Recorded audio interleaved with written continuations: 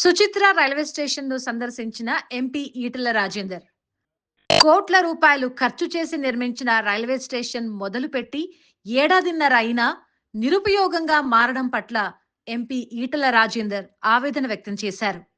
ఈ స్టేషన్ పూర్తి స్థాయిలో ప్రజలకు వినియోగంలోకి రావడానికి ఏం చేయాలో నివేదిక తయారు చేయాలని అధికారులను ఆదేశించారు.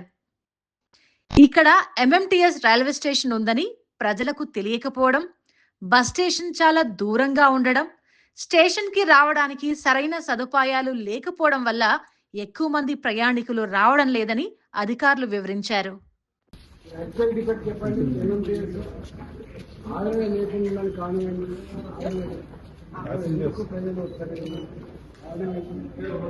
రీసెంట్ 1.5 years అయింది సార్ స్టార్ట్ చేసి.